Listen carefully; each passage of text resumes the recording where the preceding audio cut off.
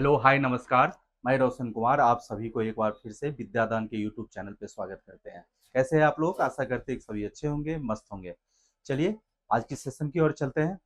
आपके सामने पहला प्रश्न है, 240 का कितना प्रतिशत 72 है? प्रश्न है 240 का कितना प्रतिशत 72 है। देखिए, जब भी ऐसा प्रश्न रहे तो हमें सिंपल से देखना है किसमें का लगा रहा है। का किस में लगा हुआ है? तो 240 में का लगा हुआ है। जिसमें का लगा रहे उसको नीचे लिख दीजिए। आप लिख सकते हैं 72/240 गुने 100। प्रतिशत के लिए 272/240 गुने 100 काट दीजिए जो कट रहा है। एक जीरो से जीरो खत्म, 24 या 72 मतलब 30%। कितना आ जाएगा ये? 30%। ऑप्शन नंबर बी आपका राइट आंसर हो गया।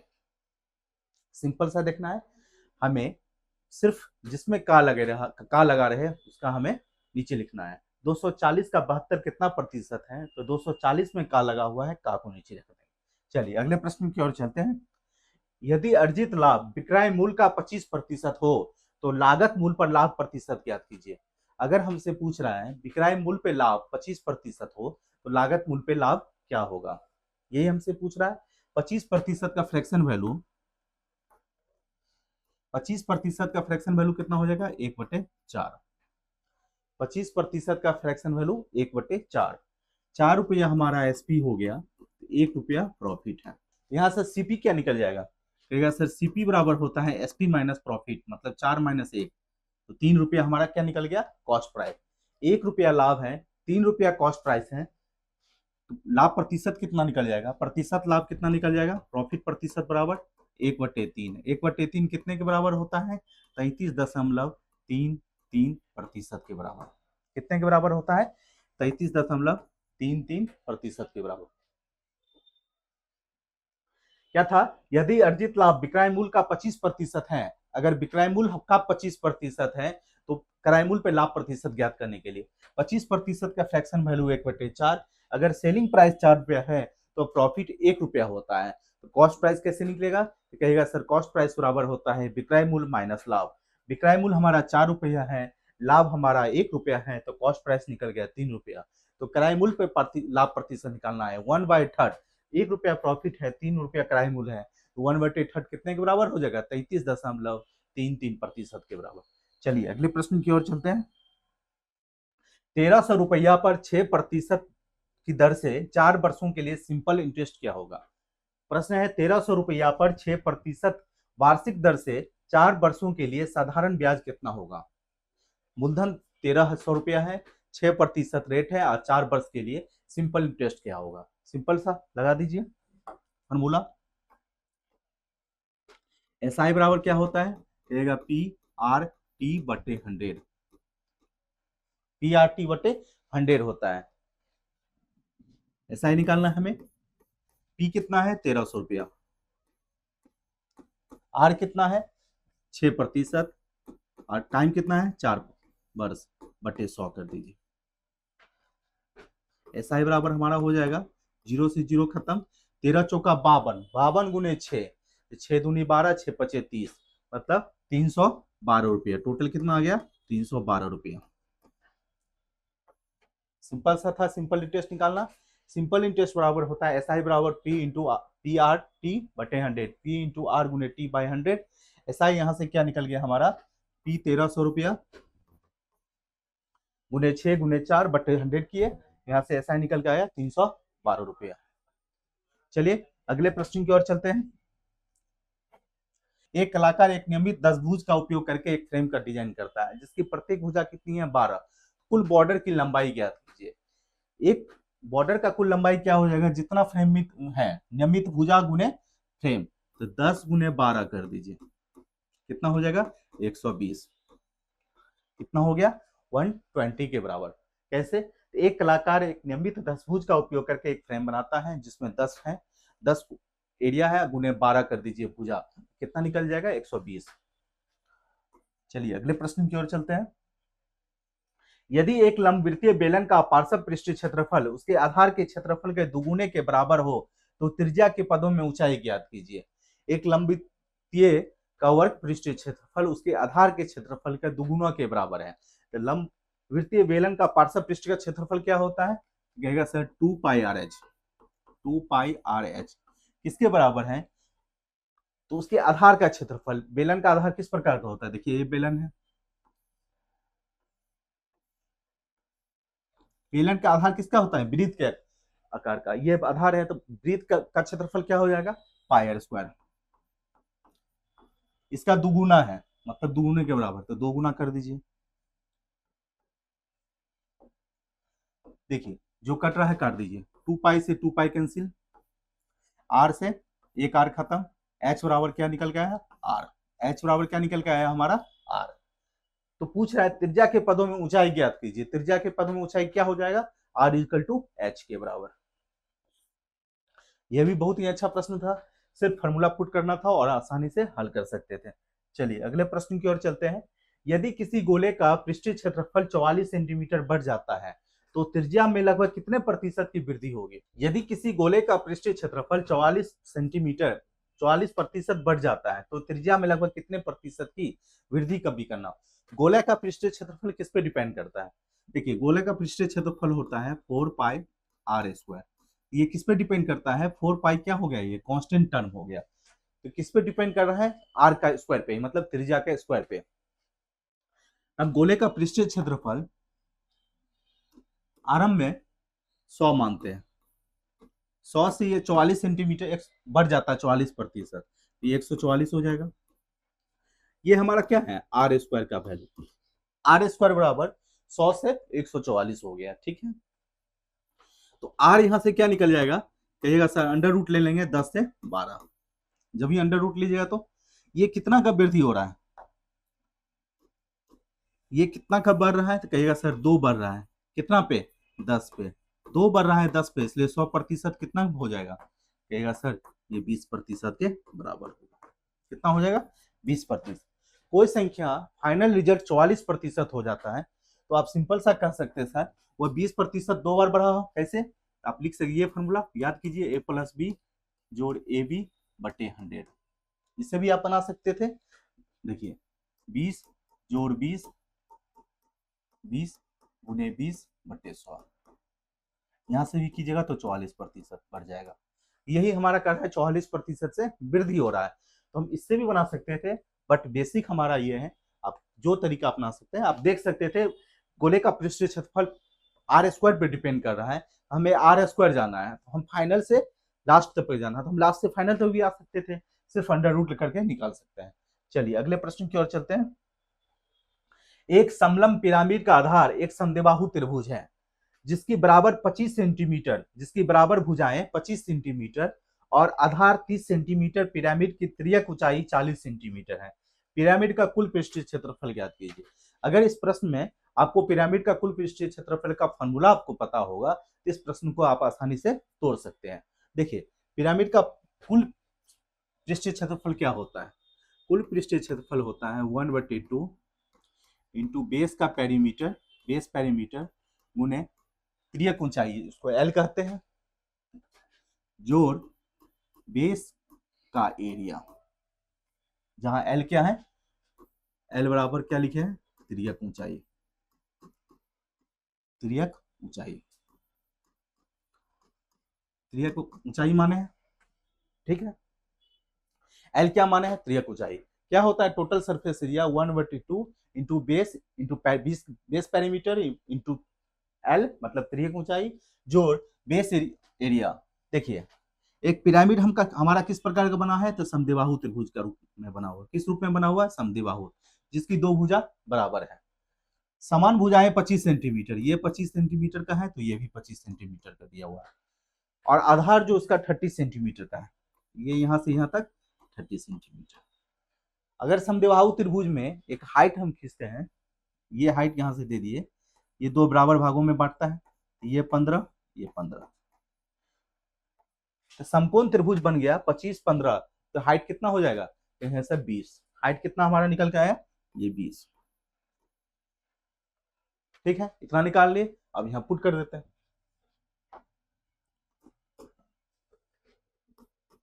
एक बटे 2 गुने बेस का पेरीमीटर, पेरीमीटर कितना हो जाएगा 25, 25 जोड़ 30 कितना हो गया बेस पेरीमीटर 80।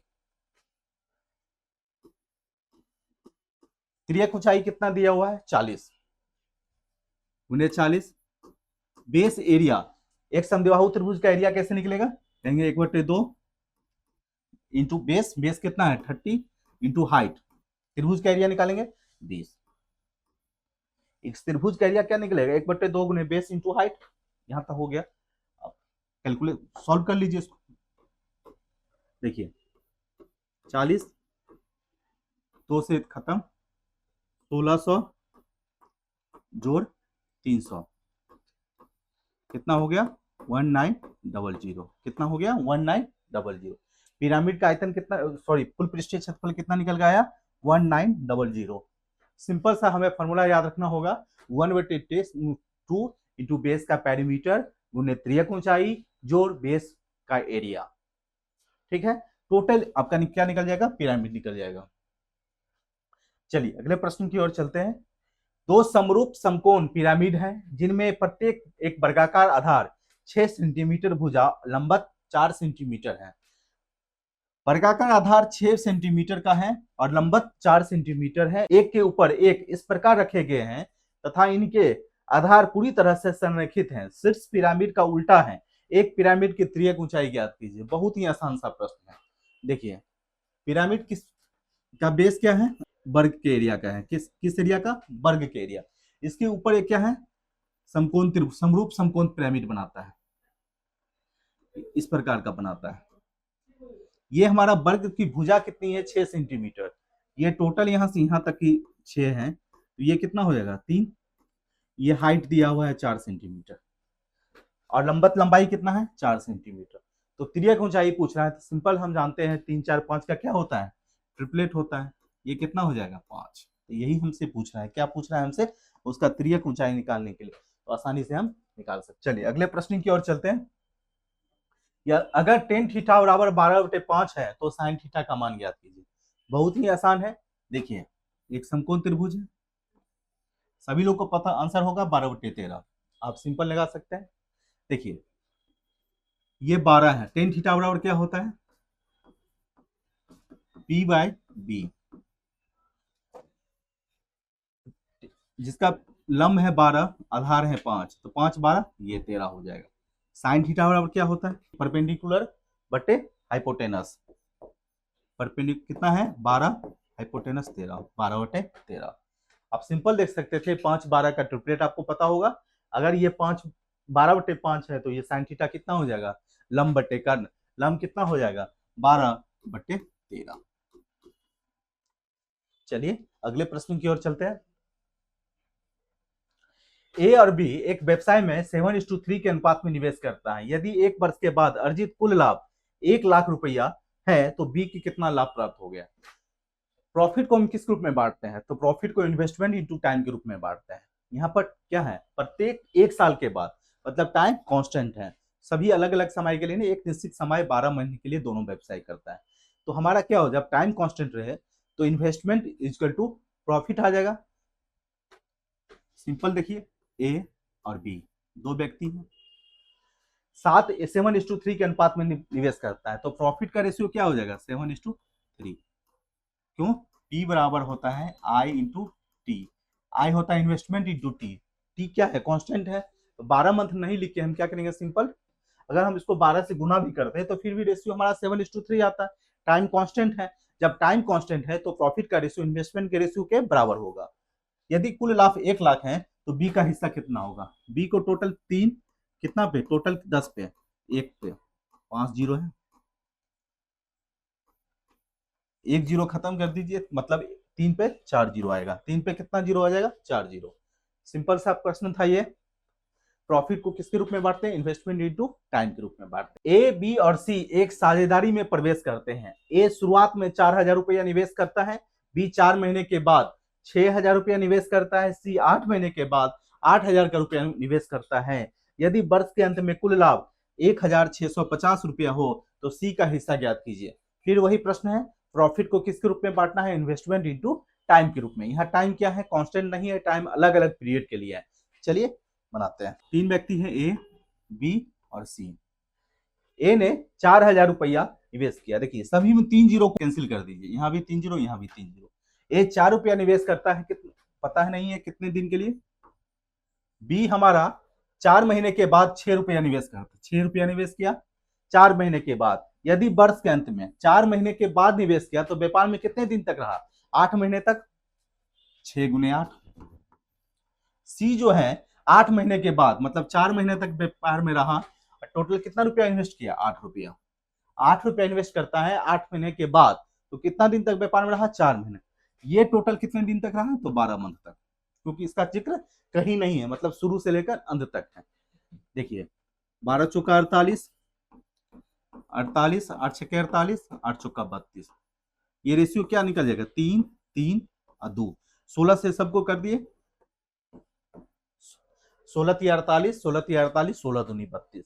उसमें पूछ रहा है सी का हिस्सा कितना होगा, सी को कितना मिलेगा, कहेगा सर सी को 2 मिलेगा, कितना पर, 8 पे, इसीलिए टोटल कितना है 1650। काट दीजिए जो कट रहा है। देखिए 4 बार में 4 दूनी 8, फिर 4 से काटिए, 400 का 16, 12 चौका 48.50, 412.50, 412.50। सिंपल सा था। प्रॉफिट को किसके रूप में बांटते हैं, P बराबर I इंटू टी, जहां टी क्या है, टाइम है, आई क्या है, हमारा इन्वेस्टमेंट है, कितना हम बिजनेस में शुरुआत करते हैं बिजनेस। एक ने 4,000 रुपया निवेश किए, 3 जीरो यहाँ से कैंसिल कर दिया, 4,000 रुपया 12 मंथ के लिए रहा, टाइम का नहीं है जिक्र। बी 4 महीना के बाद, बी 4 महीना के बाद जब आया 6 रुपया लगा के 8 मंथ तक रहा, और सी जो हुआ 4 मंथ तक रहा व्यापार में 8 रुपया लगा के, मतलब 8 महीना के बाद शुरू किया, तो कितना महीना तक व्यापार में रहा, 4 महीने तक। चलिए अगले प्रश्न की ओर चलते हैं। यदि 7 पाई बराबर 4 हो, रेडियन कोण हो तो डिग्री में माप ज्ञात कीजिए। बहुत ही ऐसा प्रश्न है, ये प्रश्न बार बार आया हो एग्जामिनेशन में, आपको बताए थे रेडियन से डिग्री कैसे चेंज करते हैं और डिग्री से रेडियन में कैसे चेंज करते हैं। देखिए रेडियन से अगर हमें डिग्री की तरफ जाना है तो 180 डिग्री बटे पाई से गुना करेंगे, जब डिग्री से रेडियन की तरफ जाना है तो पाई बटे 180 डिग्री से गुना करेंगे। जब रेडियन से डिग्री की तरफ जाना है तो 180 बटे पाई से गुना करेंगे, और जब डिग्री से रेडियन की तरफ जाना है तो इसका जस्ट अपोजिट पाई बटे 180 से गुना करना है। 7 पाई बटे 4 रेडियन है, रेडियन से हमें कहाँ जाना है, डिग्री में। हमारा रेडियन कितना है, 7 पाई बटे 4, ये रेडियन है। हमें जाना कहाँ है, डिग्री में, तो डिग्री में जाने के लिए क्या बताए थे, 180, 180 बटे पाई से पाई कैंसिल हो गया, ठीक है। ये 45 बार में, 45 चौका 180, 45 गुने 7 कितना हो जाएगा, 7 पच्चे 35 का 5 हासिल 3, 7 चौका 28 3 11 31, 28 3 31, 315 डिग्री। ये हमेशा याद रखना होगा, जब भी हम रेडियन से डिग्री की तरफ जाएंगे तो 180 बटे पाई से गुना करेंगे, और जब डिग्री से रेडियन की तरफ जाना है हमें क्या करेंगे, पाई बटे 180 से गुना करना है। सिंपल याद रखिएगा, जब हम रेडियन से डिग्री जा रहे हैं तो 180 बटे पाई से, जब डिग्री से रेडियन की तरफ जाएंगे तो पाई बटे 180 से गुना करना होगा। चलिए अगले प्रश्न की ओर चलते हैं। 25 छात्रों का औसत अंक 48 है।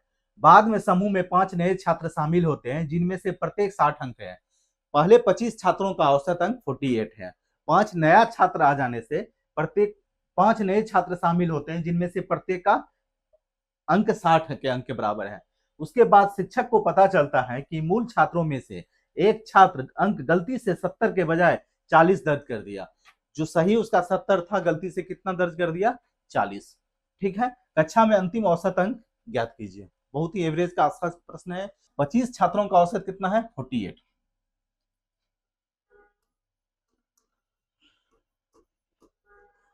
5 और छात्र जिसमें प्रत्येक का अंक कितना है, 60। तो टोटल एवरेज हमारा कितना हो जाएगा, 30 छात्रों का। देखिए टोटल एवरेज के लिए हम रेशियो को छोटा कर सकते हैं, 1 बार में 5 बार में नंबर ऑफ स्टूडेंट। यहाँ से टोटल स्टूडेंट कितना आ जाएगा, 48 पच्चे 240 जोड़ 60, टोटल कितना है, 5 1 6, 300 बटे 6। एवरेज हमारा कितना आ गया, 50। 30 छात्रों का एवरेज कितना आ गया, 50। इतना निकालने में कोई दिक्कत, या तो आप डेविएशन से लगा लीजिए या सिंपल गुना करके निकाल सकते हैं। 30 छात्रों का एवरेज 50 आ गया। ये देखिए, एक सही है एक गलत है, ये गलत है ये सही है। जब भी ऐसा प्रश्न है गलत सही वाला, तो हमें क्या करना है, गलत से सही की तरफ जाना है।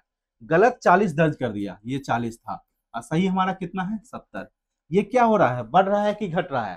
तो कहेंगे सर ये बढ़ रहा है। कितना बढ़ रहा है, +30 बढ़ रहा है। गलत से सही जाने पर घट रहा है कि बढ़ रहा है? तो कहेंगे सर ये बढ़ रहा है। कितना बढ़ रहा है, +30 बढ़ रहा है। जितना ज्यादा एक्स्ट्रा बढ़ रहा है वह सभी लोगों में बटेगा। जितना एक्स्ट्रा आ रहा है वो क्या करेगा, तो एवरेज कहता है कि सभी लोगों में बटेगा। 30 एक्स्ट्रा है कितने लोगों पे, 30 लोगों पे। ये कितना हो जाएगा एवरेज, 51। एवरेज हमारा कितना निकल गया, 51। इससे आसान और छोटा तरीका कुछ नहीं है। आप यहाँ पे छोटा कर सकते थे, वेटेज एवरेज लगा सकते थे, बट हम वेटेज एवरेज नहीं लगा, सिंपल गुना कर लिए। हम क्या किए, 25 छात्रों का एवरेज 48 था, 5 नए छात्र आ जाने से प्रत्येक का अंक 60 है। प्रत्येक का 60 अंक का अर्थ होता है 5 छात्रों का औसत अंक कितना है, 60 है। तो पूरे क्लास का एवरेज हमारा कितना निकल गया, 30 छात्रों का एवरेज 5 गुणे 48 240, 60 गुणे 1 60, टोटल छात्र कितना है 6, तो 300/6 यानी एवरेज हमारा कितना निकल गया 50। अब कह रहा है गलती से 70 के बजाय लिख दिया कितना 40, तो कितना ज्यादा लिखा, 30 ज्यादा लिख दिया। ठीक है, गलत था 40, सही था 70, तो 30 एक्स्ट्रा हुआ कितने लोगों पर, तो 30 लोगों पर। एवरेज हमारा क्या हो जाएगा, 30/30, एक से एवरेज बढ़ जाएगा। चलिए सबको क्लियर होगा, चलते हैं अगले प्रश्न की ओर। ए एक काम को 10 दिनों में और बी एक काम को 12 दिनों में कर सकता है। वे ए काम को शुरू करता है, एकांतर दिन तक काम करते हैं। एक काम कितने दिनों में पूरा होगा? पहले काम ए किया, उसके बाद बी करता है। दोनों काम को शुरू करता है, कितने दिनों में यह काम समाप्त हो जाएगा? जब ये अल्टरनेट डेज का प्रश्न है तो आइए देखते कैसे है। ए एक कार्य को 10 दिनों में करता है, बी एक कार्य को 12 दिनों में करता है। दोनों का एलसीएम ले लीजिए 60। दोनों का एलसीएम कितना हो गया 60। 10 और 12 का एलसीएम 60 आ गया। ए की क्षमता 6 और बी की क्षमता 5। वो एकांतर दिन काम करते हैं। देखिए एकांतर दिन का काम का अर्थ हो गया, पहले ए काम शुरू करता है फिर बी कर लिया, फिर एक क्या होगा, फिर बी आया होगा। मतलब यहाँ के बाद क्या हो रहा है, ये रिपीट हो रहा है। 2 दिन में, एक दिन पहले ए किया फिर बी किया। इसका अर्थ हो गया 2 दिन में कितना काम हो गया, 2 डे में 6 5 11 काम। काम हमें कितना करना है 60, 60 के हमें नजदीक जाना है। तो 11 गुने 6 नहीं कर सकते, 11 गुने 5 कर सकते हैं। 5 से गुना कीजिए दोनों तरफ, 10 दिन में 55 काम हो गया। यहां से 55 काम घटेगा, यहां से करेंगे 55 काम जितना हो गया हमारा घटा देंगे, कितना काम बचा 5 काम। ये 5 काम कौन करेगा, ए जाएगा काम करने के लिए। पहला दिन कौन शुरू करता है काम, ए काम की शुरू करता है, तो पहला दिन काम करने के लिए कौन गया, एक जाएगा। एक पूरा काम 6 यूनिट करता है, उसको 5 यूनिट करना रहता है, तो 5/10 प्लस 5/6 दिन लगेगा। कह सकते हैं 10 सही 5/6। ए कार्य को कितने दिनों में करता है, एक का 1 यूनिट, एक दिन में 6 यूनिट काम करता है, लेकिन उसका काम कितना काम करना है 5 यूनिट, 5/6 टाइम लगेगा। टाइम कितना लगेगा 5/, टोटल 10 दिन तक काम हुआ, फिर कितना टाइम लगा 10/10 सही 5/6। चलिए अगले प्रश्न की ओर चलते हैं। एक लंबवृत्तीय शंकु का कुल पृष्ठीय क्षेत्रफल 314 सेंटीमीटर है और त्रिज्या 7 सेंटीमीटर है, तो शंकु की तिर्यक ऊंचाई ज्ञात कीजिए। एक लंबवृत्तीय शंकु का कुल पृष्ठीय क्षेत्रफल क्या होता है, पाई आर जोड़ एल प्लस आर। कुल पृष्ठीय क्षेत्रफल यही होता है। ये कितने के बराबर दिया हुआ, 314 सेंटीमीटर के बराबर, 314। यहाँ पे आप पाई का मान 22/7 भी लेकर बना सकते हैं, लेकिन पाई का मान 3.14 लेकर बनाइएगा तो बहुत ही आसान आएगा। देखिए कोई पाबंद नहीं, ऑप्शन हमारा क्या क्या है, दूर दूर है, तो हम अप्रोक्स लेकर जा सकते हैं। थोड़ा अंतर नहीं होगा। पाई का मान कितना ले लिए 3.14, आर कितना है 7, एल प्लस 7 बराबर 314। ठीक है, पॉइंट उड़ाइएगा 100, 314 खत्म हो जाएगा। 7L जोड़ 49 बराबर, कोई दिक्कत यहां तक नहीं होना चाहिए। 7L कितना हो जाएगा 51, 51/7, 7 7 49, 7 दूनी 7.2 सेंटीमीटर। ऑप्शन हमारा दूर दूर था तो हम अप्रोक्स लेकर जा सकते थे, हम 22/7 से भी बनाएंगे तो बन जाएगा ये प्रश्न, क्योंकि ऑप्शन हमारा दूर दूर है। आप उससे भी बना सकते हैं, लेकिन पाई का मान 3.14 ले लीजिएगा तो आसान होगा। हम क्या लिए यहाँ का पाई का मान? पाई का मान हम लिए हैं 3.14। आप पाई का मान 22/7 भी ले सकते हैं, वहां से बनाइएगा प्रश्न बन जाएगा, कोई दिक्कत नहीं होगा। चलिए अगले प्रश्न की ओर चलते हैं। यदि x माइनस वाई बराबर 7, एक्स वाई बराबर 60 हो, एक्स स्क्वायर प्लस वाई का मान ज्ञात कीजिए। ए माइनस बी का होल स्क्वायर पे ही प्रश्न को बना सकते हैं। इसका अर्थ हुआ x माइनस वाई का होल स्क्वायर कीजिएगा दोनों तरफ, तब प्रश्न को आसानी से डील कर सकते हैं, या बाय ऑप्शन के थ्रू भी बना सकते हैं। हम बाय ऑप्शन के थ्रू देखते हैं, कौन संख्याओं को घटाने पर 7 आ जाए और जोड़ने पर गुना करने पर 60 आ जाए। गुना करने पर 60 और घटाने पर 7। ठीक है, देखिए अगर हम x को 12 मान लेते हैं तो 12 माइनस 5 कितना हो जाएगा? 7। और 12 गुने 5 ये 60 के बराबर हो जाएगा, यानी 12 हमारा क्या है? सेटिस्फाइड कर रहा है। x का मान कितना हो जाएगा? 12 का स्क्वायर जोड़ 5 का स्क्वायर, 144 जोड़ 25 169 कितना हो जाएगा? 169। या आप बेसिक से बनाइएगा, आइए बनाते हैं। x माइनस वाई का होल स्क्वायर कर दीजिए, ये क्या निकलेगा? एक्स स्क्वायर जोड़ वाई स्क्वायर माइनस 2xy, यही आएगा। 7 का स्क्वायर कीजिएगा, यहाँ पे देखिए 7 का स्क्वायर, एक्स स्क्वायर निकालना ही हमें, माइनस 2 गुने 60, यही आएगा। देखिए 49 बराबर एक्स स्क्वायर जोड़ वाई स्क्वायर माइनस 120, ये 120 इधर आएगा। एक्स स्क्वायर जोड़ वाई स्क्वायर बराबर लिख सकते हैं 169। अब दोनों तरीका है आपके पास, आप बेसिक से भी जा सकते हैं या सिंपल क्या कर सकते हैं, वैल्यू पुटिंग से भी बना सकते हैं। चलिए अगले प्रश्न की ओर चलते हैं। एक बर्तन में दूध और पानी की एक निश्चित मात्रा थी, जब उनमें से 20 लीटर पानी मिलाया गया। ठीक है, एक बर्तन में दूध और पानी की निश्चित मात्रा थी। देखिए ये मिल्क है, ये वाटर है, इसमें कुछ निश्चित मात्रा थी दोनों में। इस बॉक्स में कुछ मात्रा होगी मिल्क और वाटर का। इसमें से जब 20 लीटर पानी मिलाया गया, जब 20 लीटर पानी मिलाया गया, देखिए यहाँ पर 20 लीटर क्या हो गया? पानी मिलाया जाता है। जब 20 लीटर पानी मिलाया जाता है तो नया मिश्रण जो बनता है उसमें 40% दूध है। 40% क्या है? मिल्क है। 40% का मिल्क का अर्थ होता है 40% का फ्रैक्शन वैल्यू 2/5, ये मिल्क है।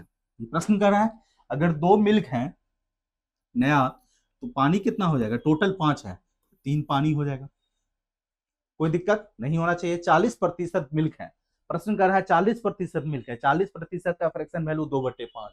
अगर 2 मिल्क है तो पानी हमारा टोटल मिश्रण का कितना है? 60%, यानी 3 वाटर हो गया। अब प्रश्न कर रहा है जब इस नए मिश्रण में 10 लीटर दूध मिलाया जाता है, अब नया मिश्रण है, इसमें क्या किया जाता है?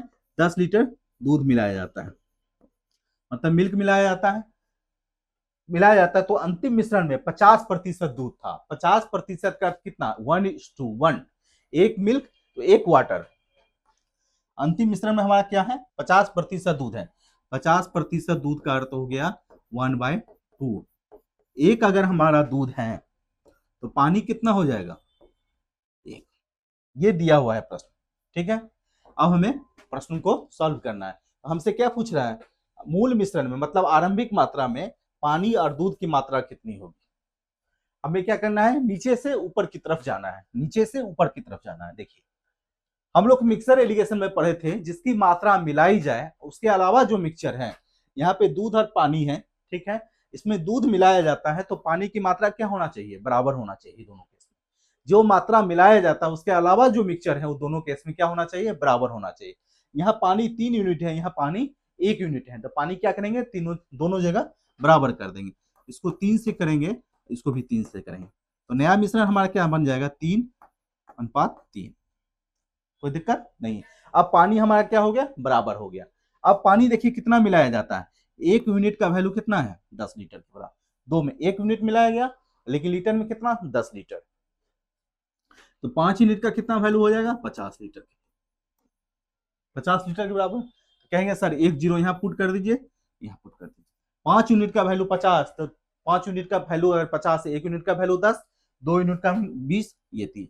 जब 20 लीटर मिलाया जाता है, 20 लीटर मिलाने से पहले दूध कितना था, तो कहेंगे सर 10, ये कितना था, तो 20, ये 20 था 10, हम पहुंच गए। कैसे पहुंचे, आइए देखते हैं। दो मिश्रण हमारा है 2:3 में, जो रेड कलर वाला किए हैं, रेड कलर से, वो अभी हम खेल किए हैं। देखिए हमारा मिल्क और वाटर जो था 1:1 में था, और हमें पहले था दूध 3 में और उसके बाद 1:1 हो गया।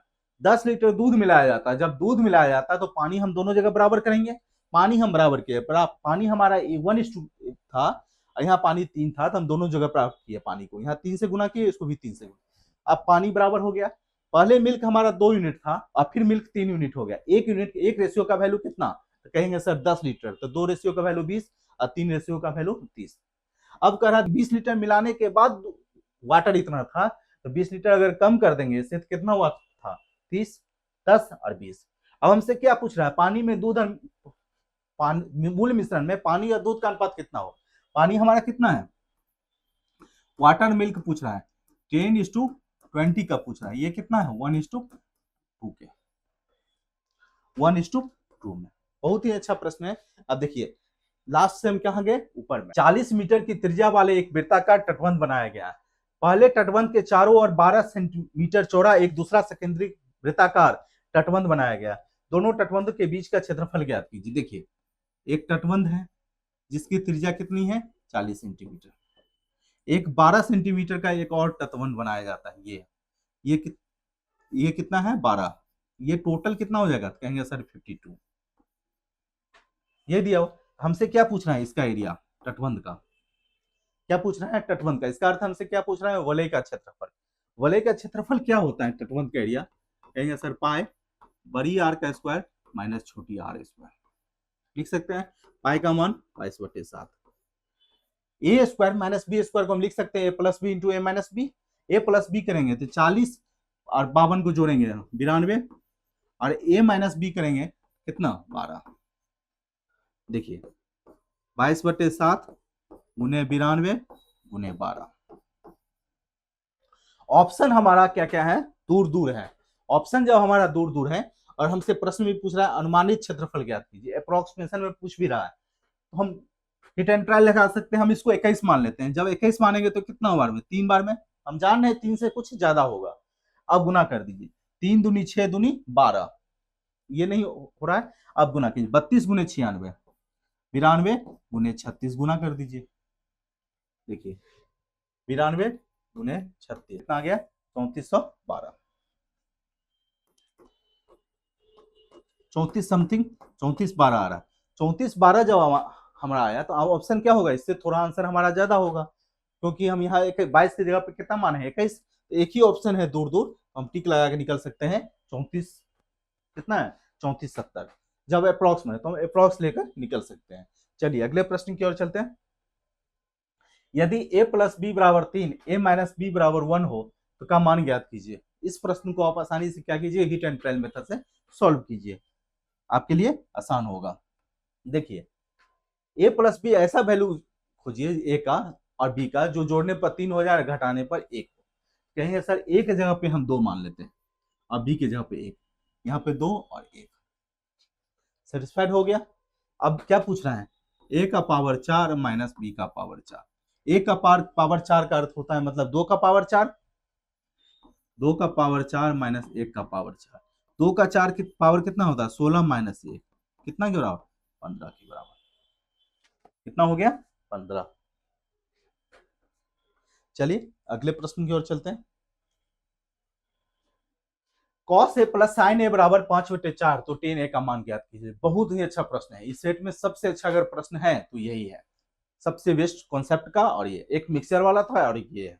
चलिए हमारा जो सेट है वह 27 नवंबर का शिफ्ट 2 का पेपर है एसएससी सी एचएसएल का।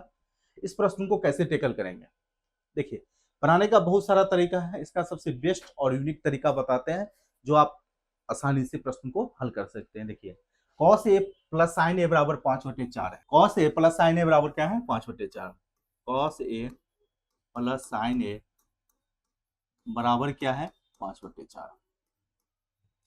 जब हम दोनों तरफ स्क्वायर करेंगे हमारा फाइनल क्या निकल के आएगा, कॉस स्क्वायर है प्लस साइन स्क्वायर है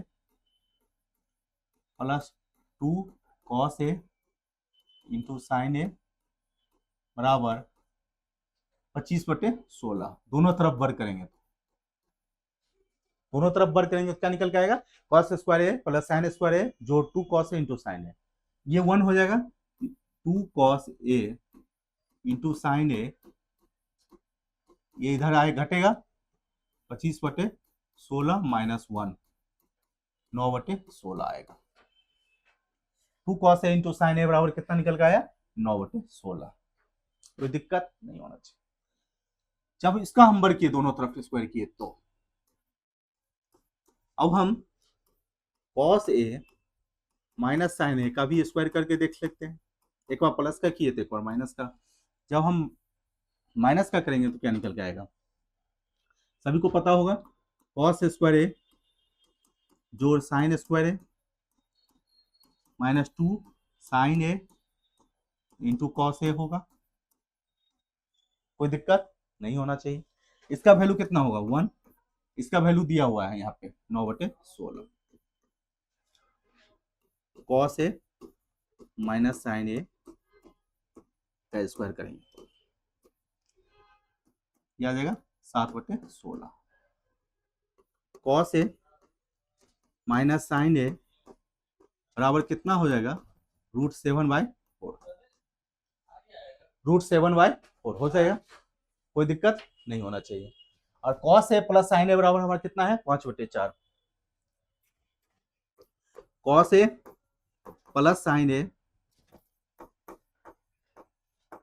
क्या है, 5/4। दोनों चीज हमको दिया हुआ है, हमें कहाँ जाना है, टेन थीटा के पास। देखिए एक बार जोड़िएगा, जोड़ने पर क्या आ जाएगा, 2 कॉस ए बराबर 5 प्लस √7/4। कोई दिक्कत नहीं होना चाहिए। जोड़ेंगे तो एक बार घटा देंगे तो क्या आएगा, 2 साइन ए बराबर 5 माइनस √7/4। जोड़ने पर यह आएगा, घटाने पर यह आएगा, कोई दिक्कत यहां तक नहीं है। टेन थीटा बराबर क्या होता है, साइन थीटा बटे कॉस थीटा। मतलब साइन थीटा को अगर हम कॉस थीटा से भाग दे दें हमें टेन थीटा प्राप्त हो जाएगा। हम लिख सकते हैं 2 साइन ए बराबर 5 माइनस √7/4, भागा दे देंगे 2 कॉस ए, इसका मान कितना है 5 प्लस √7/4। देखिए 2 से 2 खत्म, 4 से 4 खत्म। यहां से हम लिख सकते हैं फाइनल 10 ए बराबर हमारा क्या हो जाएगा, 5 minus √7/5 plus √7। 5 minus √7 by 5 plus √7। इससे बेस्ट तरीका आपको कुछ नहीं मिलेगा। क्या किए, इतना आप पूरा बेसिक डिटेल में चले गए, आप नहीं भी जा सकते तो आसानी से प्रश्न को हल कर सकते थे। कहाँ आप सॉल्व कर सकते थे बताते हैं। जब यहाँ का स्क्वायर किए तो आपको पता चल गया 2 cos a इंटू साइन ए बराबर हमारा 9/16 आया। तो आप इस लाइन को छोटा लिख सकते थे, डायरेक्ट इसका रिजल्ट लिखते, cos a minus sine square बराबर 7/7, cos a माइनस साइन ए बराबर √7/4। ये जब दोनों आ जाता तो आप मेंटली सॉल्व कर सकते, कुछ पॉइंट को आप छोटा कर सकते थे। और दूसरा तरीका इसका क्या है, आप एक ट्रायंगल बनाइए, उसमें sine theta cos theta put कीजिए, उसके बाद श्रीधराचार्य फॉर्मूला लगेगा, क्वाड्रेटिक इक्वेशन बनेगा, जो सॉल्व करना बहुत मुश्किल होता है एग्जामिनेशन में। सबसे बेस्ट तरीका आपको बताएं। चलिए अगले प्रश्न की ओर चलते हैं। एक कार बिंदु P से बिंदु Q पर एक स्थिर गति से चलती है। यदि कार 10 किलोमीटर प्रति घंटा त्वरित होती है तो उसे 1 घंटा कम समय लगता है। यदि उसकी गति 10 किलोमीटर घंटा और बढ़ा दी जाए तो उसे अतिरिक्त 45 मिनट का बचत होती है। बताइए P और Q के बीच की डिस्टेंस कितना होगा। आपको बताए थे डिस्टेंस का 2 फॉर्मूला। एक फॉर्मूला क्या बताए थे, जब डिस्टेंस में टाइम कांस्टेंट रहे, मतलब टोटल टाइम लगे, और एक बताए थे जब टाइम का डिफरेंस रहे। जब टाइम का डिफरेंस रहे तो क्या बताए थे x1 into x2 difference, x1 x2 का डिफरेंस गुने टाइम का डिफरेंस t1 माइनस t2, ये बताए थे डिफरेंस। इसी फॉर्मूला पे हम पुट करेंगे। देखिए डी बराबर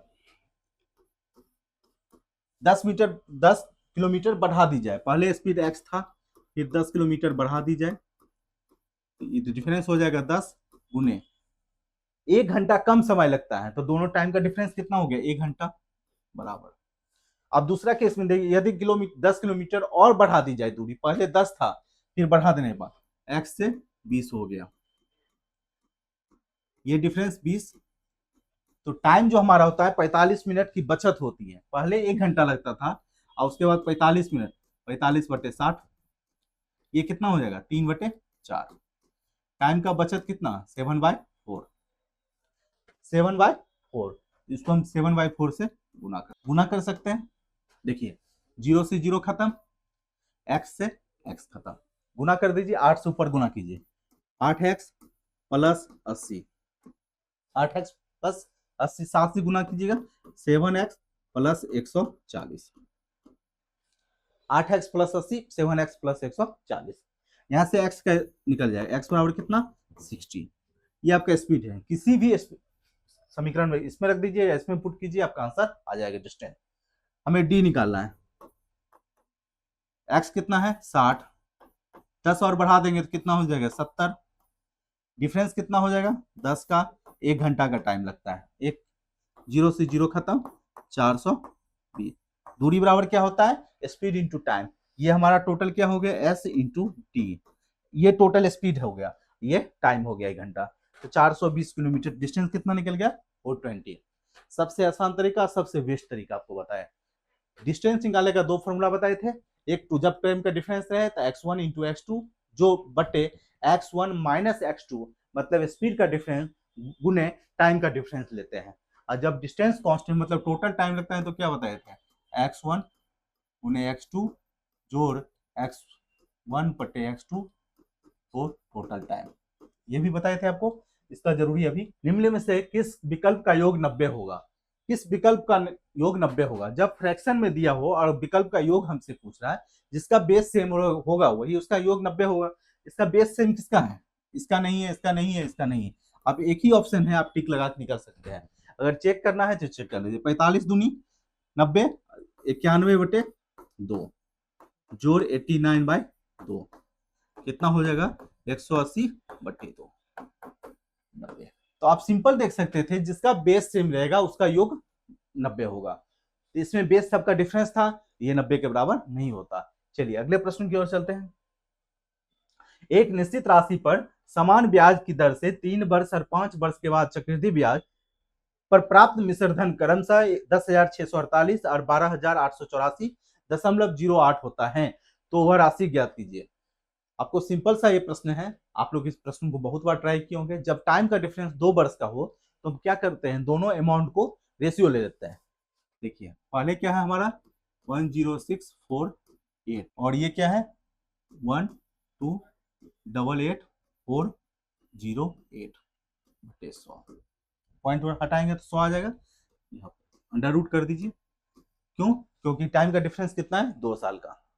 देखिए ये 100 को हम इग्नोर करेंगे, एक बार इग्नोर करके निकलेंगे, बाद में ऐड कर लेंगे, इसको 11 से भाग दीजिए, जब भी ऐसा प्रश्न आ रहा है तो अधिकांश देखने को मिला है ये नंबर 11 से डिविजिबल होता है, 11 से जब इसको भाग दीजिएगा, 11 90 99, 7 11 6 66, 8 11 8 88, 968, एक, इसको 11 से भाग दीजिए, 11 करें 11, एक बचा 11, 7 11 7 77, 11 करें 11, 3 11 दूनी 22, 8 11 8 88 बटे 100 है, 100 हम इग्नोर करेंगे, आप 100 लिख भी सकते हैं, कोई दिक्कत नहीं।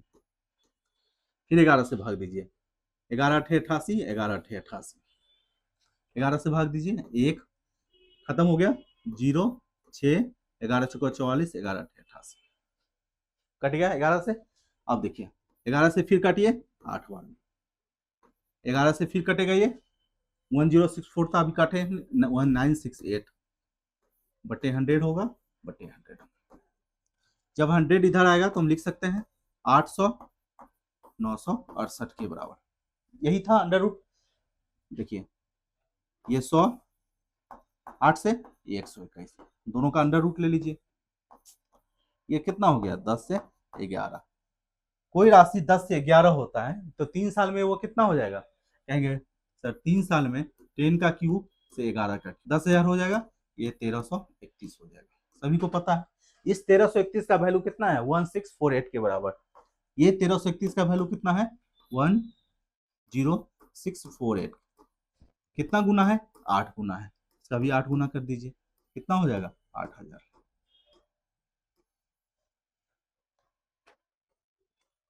सिंपल से आप इस प्रश्न को हल कर सकते हैं। सिंपल क्या है, ये जब भी ऐसा पैटर्न हो 2 साल का अंतर है तो अंडर रूट ले लेंगे, हम काटते चले जाएंगे, जब लास्ट में बचेगा तो क्या करेंगे अंडर रूट ले लेंगे। 800 968 100 और 100 10% का ही खेल होता है। जब भी ऐसी संख्या मिल रहा है हमें, अधिकतर जब प्रश्न हम देख रहे हैं तो 11 से डिविजिबल मिलता रहा है। आप अगर एग्जामिनेशन में टाइम नहीं है आपके पास तो सिंपल आप देख सकते थे रेट प्रतिशत 10% है, उससे भी प्रश्न को हल कर सकते हैं। चलिए अगले प्रश्न की ओर चलते हैं।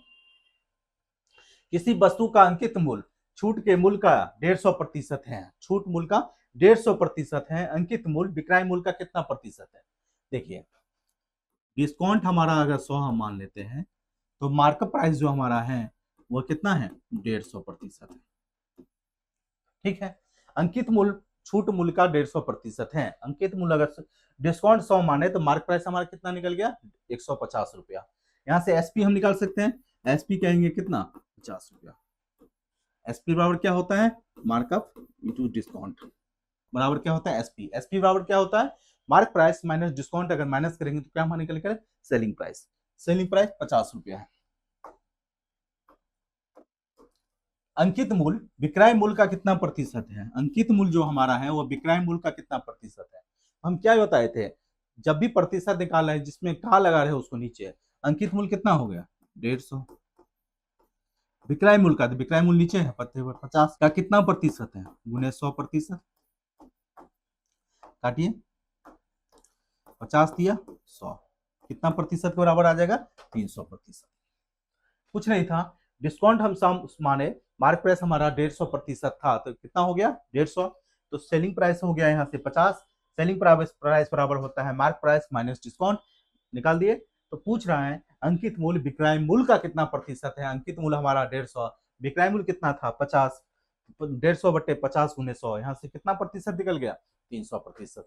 चलिए अगले प्रश्न की ओर चलते हैं। √72 माइनस √50 बाय √2 का मान कितना होगा। आप देखते ही इसका आंसर लगा सकते थे 1। इससे आसान प्रश्न पूरे सेट में नहीं था। इसमें अगर अभी आपको कंफ्यूजन है तो आप 72 को तोड़ सकते हैं 6√2 में और 50 को 5√2 में। 6 के 36 गुने 2 72 और 25 गुने 2, √2 कॉमन ले लीजिए, 6 माइनस 5 बटे √2, √2 से √2 कैंसिल, ये कितना आ जाएगा 1। आप देखते हैं इस टाइप के प्रश्न को आप टिक लगा सकते थे, यहीं से आपको दिख जाना चाहिए ये 6√2 या 5√2 है, ये कितना है √2, तो 6√2 माइनस 5√2 का अंतर कितना हो जाएगा √2 बटे √2 कितना 1 के बराबर।